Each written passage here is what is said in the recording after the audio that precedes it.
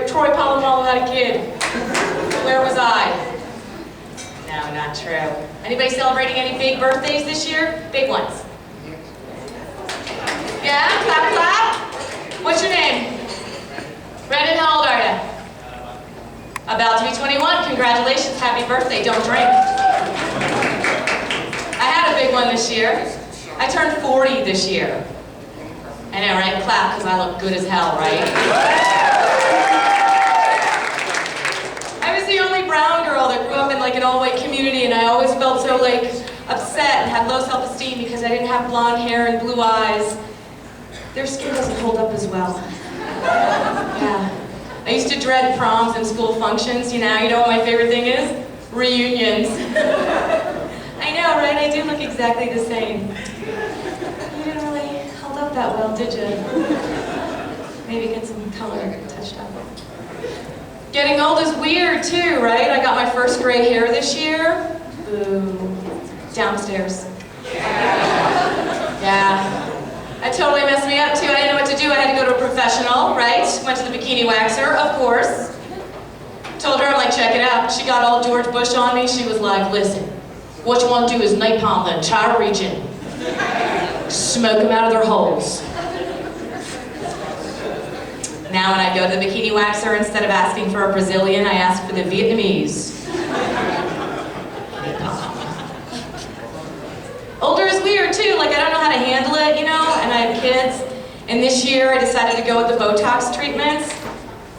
So they don't know if I'm mad or not, which is awesome because I can't make the mom face, like this is all I have now. And I yell, right? So, because I'm a good mom, I try to yell and get them organized. I'm like, does mommy look happy? Do I look happy? My 8-year-old, well, you don't look mad, mommy. You look Japanese.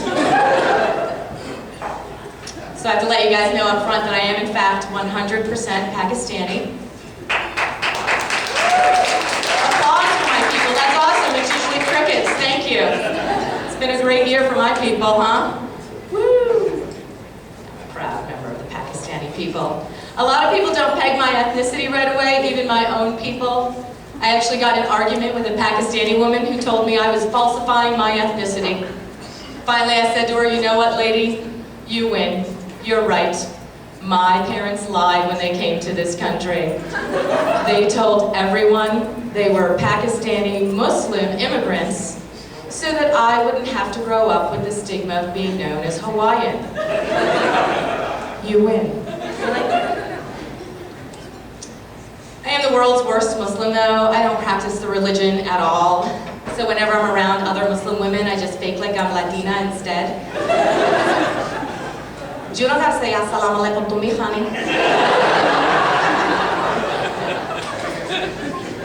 But that can backfire, right? Like every now and then it backfires because I don't speak Spanish. There's this woman at my work, she is this tall, she is Latin. She looks like the Puerto Rican version of the Poltergeist lady. Got the picture? She comes up to me and just starts speaking Spanish. So I look at her, she goes, girl, you don't speak Spanish? You better learn to speak Spanish because some Puerto Rican people is going to talk to you. You're not going to talk back? Then you just a dead bitch. She said that. So I stabbed her. Now she's a dead bitch. These things happen. My mom came to this country many years ago, but she raised American girls. She always tried to relate to us when we were younger. Girls, girls, I know how hard it is. Okay? Listen, in Pakistan, when I was young, I was wild too. I was wild one day. I went with my friend to the movie show. And when they turned off all the lights in the theater, we took our veils off. We were so crazy. Really, Mom? I think I missed that part of the Girls Gone Wild video, but good for you. And like good American kids, we used to play little tricks on my mom. The easiest ones were with the accent. Mom, order us a pizza. Get this one. She would call. Hello, Pizza Hut? Okay. We'd like to order one, what is it? Hand-sauced veggie fest, please? Shut up, you stupid kids, what?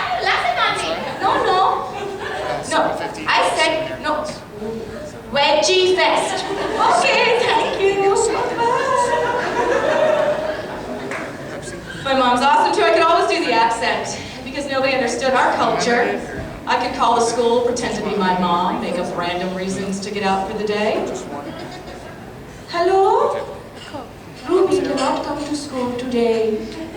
For today we celebrate the holy festival of the blind goat.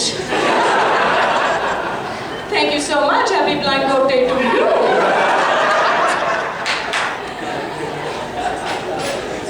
But I could get away with that a little bit, right? My mom did not understand the American holidays, the Christian customs. This is my mom's explanation of Easter to me and my sisters. Girls, on Easter, the Jesus Christ will come back from the dead. And he will give all of the good children toys in the night. What? No, I mixed it. Shut up. Shut up. I mixed it. On Easter, the Jesus Christ will come out from the cave. And if he does not see his shadow, there will be 6 more weeks of chocolate. A lot of people don't know that our cultures are so similar. I didn't know either, because I had a really strong religious background, so I decided to go to a Catholic university to escape the guilt. Bad call. Catholics are guilty. I tried to listen to their religion a little bit. I had my first introduction with this little conversation. Do your people in the sand know about Jesus Christ? Because it is Lent, and it is a very important month for Catholics. It is our holy month of fasting. I'm like, oh, you know what? We have something in common. Muslims have a holy month of fasting as well. We don't eat, drink, smoke, chew gum, have sex from dawn until dusk for 30 days. It's the most wonderful time of the year. So I tell her all this, I'm like, this is our religion, we fast too. What do you guys do for Lent? I'm giving up M&Ms. Just a little more dialed up, that's all I'm saying. I am brown, but I married a white guy to improve my airport cred. That's awesome. And he had to become a Muslim to marry me, and he had to marry me, because you know what they say, once you go pack. That's right, you'll never eat pork again. So, that's huge. My husband is a stay-at-home dad. Give it up for my husband. Yeah. He's awesome. Only he did get a job this year, working 2 hours a day, 5 days a week, at the Montessori cafeteria. He's a lunch lady. He came home from work, he was all upset. He was like, oh my God, dude, I got in so much trouble today. I wouldn't let this little 6-year-old girl through the line twice. I was all, no more tater tots for you. She started crying. My supervisor came over and was like, Ted, she's a twin. Not the brightest man. We like him. We went to the movies with my husband and children, and in the middle of the movie, the character said this great line. He said, you think with an attitude like that, Louis Armstrong would have ever made it to the moon? And we laughed, and my daughter looked at my husband and said, Daddy, why is that funny? He looked at her in a very paternal way and said, that is funny because Louis Armstrong played the trumpet. He was not an astronaut. That was Lance. Really? Really, jackass. Lance Armstrong made it all the way to the moon on his bicycle. So talented, that Lance. Oh, my kids are great. I love my little kids. I took them out to their first fancy dinner, 5 years old, eating dinner. My daughter said, everybody, I have an announcement. And we stopped and looked at her, and she farted. It was awesome. And we laughed, and from that point forward, anytime somebody passed gas in our house, we called that making an announcement. My daughter was so cute. I was tucking her into bed one night, and she looked up at me and said, Mommy, did you ever sneeze and make an announcement at the same time?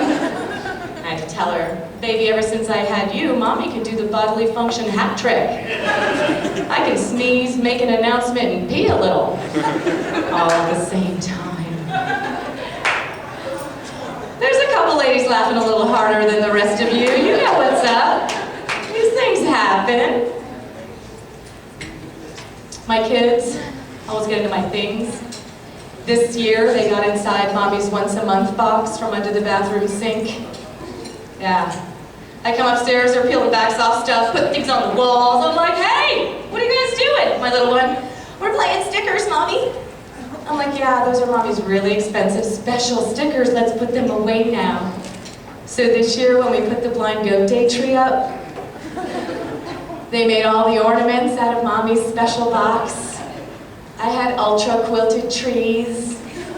All the trunks had little strings hanging off of them. And at the very top, they had this ultra long overnight thing. My daughter said, look, Mommy, that one's an angel. It has wings. So fun. I have to tell you, we are trying hard not to curse around the children. We are failing, but we are trying. A couple of weeks ago, I caught my husband. He dropped something on his foot, and he yelled the F word.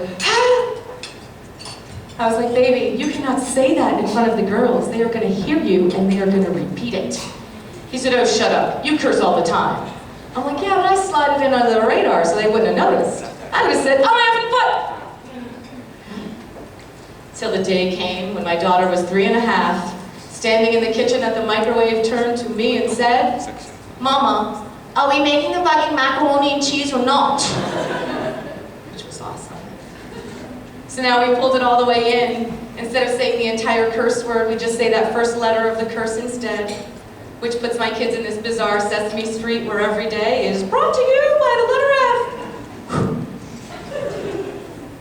My husband jumped in the car and realized he'd forgotten something in the house and said, oh, F it, from the back seat. F and F it, right, Daddy? It was going okay until I actually heard my daughter singing the alphabet song coming down the hall the other night. A, B, C, D, G, D, S, O, B. C, S-er, M-er, F-er, J, F, and C. There's an unabridged version of that joke. My mother heard it and called me up. I'm going to kill you. I'm going to beat you up. What is wrong with you? What is wrong with you? Who Pakistani says F? Who Pakistani that you know says F? Either you stop saying F or you stop telling people you are Pakistani. So I'm originally from the Big Island. You guys, that's my time. My name is Ruby Nicholas. I'll be your host tonight.